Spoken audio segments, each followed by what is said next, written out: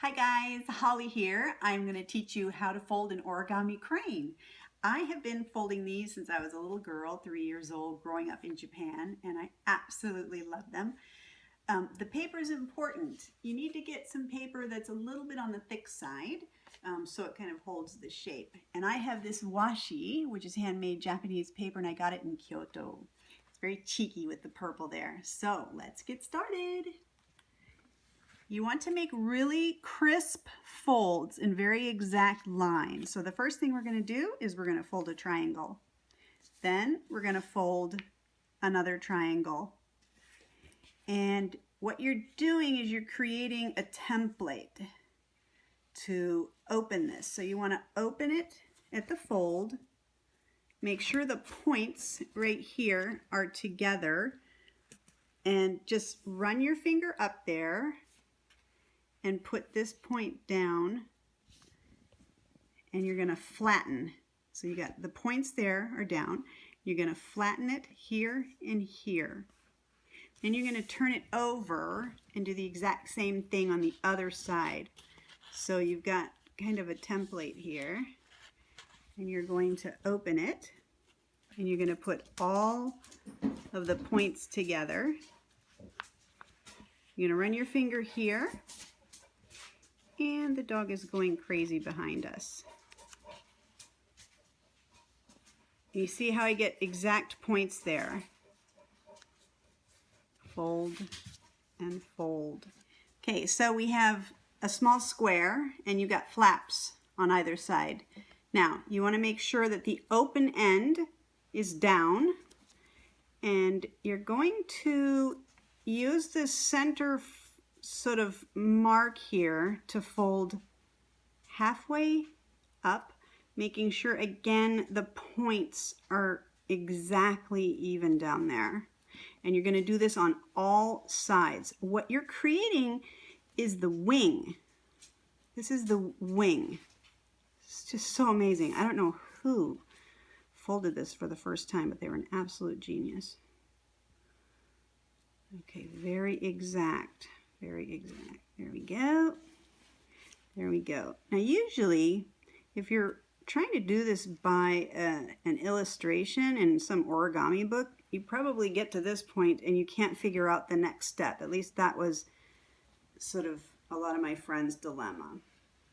So what I want you to do is create a crease here. So you're going to hold the flaps there, and you're going to just bend it to create kind of a guide, what I call a template.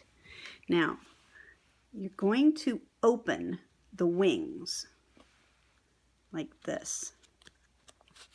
And I want you to hold right there. Okay, and I don't know how to explain this part. Just watch.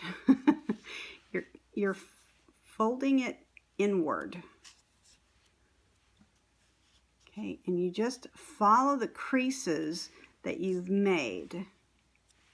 And that's why it was so important to get those points exactly so. So I've just created one wing. Let's flip it over and we're going to do it again. And so here we go. We fold up to create a place to hold it. Okay, and again, so this part right here, this is going to be the like the back of the bird. So I'm opening and I'm holding where the crease is. There's a crease there. Okay, so you're going to hold there, and then you're going to fold it in, and you can kind of see the creases on these sides as well. So you're going to fold it in. Do it gently. There you go. Very gently. See how beautifully pointed that is right there? And again, just gently crease it. Okay, so you can already see the bird taking shape. You've got the wings and you've got the back. Okay, so now we're going to work on what's going to be the tail and the beak. And again, this point is pretty important to get exactly right. You're going to be doing 4 of these. You're going to be folding in the edge of the bird that has a split on it. The other side is the wing, okay? So you're doing the split side. And you're gonna fold in, not exactly to the split, just before it. This is very important. And try to get as close down as you can. Now, I'm gonna do this on all 4 sides. And this step will potentially take you a while to get right. It did me anyway.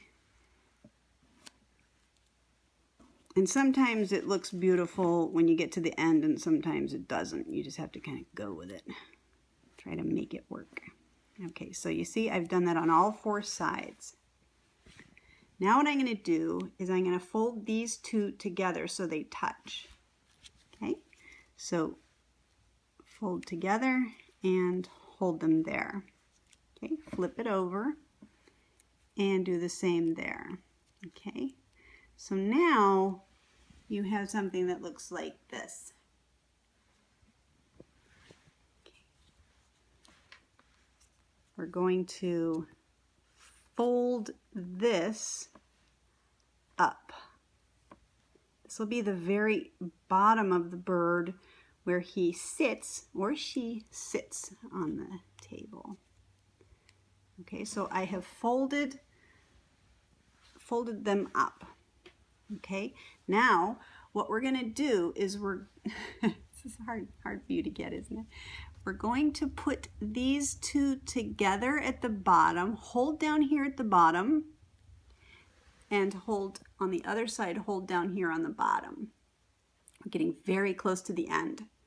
So we've got our wing and our wing, and then this part here and this part here is going to be either the beak or the tail. So you want to put these 2 together as closely as you can, and you're just gonna pinch it to get as fine a point as possible. Okay, let's flip it over. Fine a point as possible. Now this is the fun part. So you decide which is going to be the tail and which is going to be the beak. So I'm just going to look at these, and the one that looks kind of the weirdest is going to be my beak.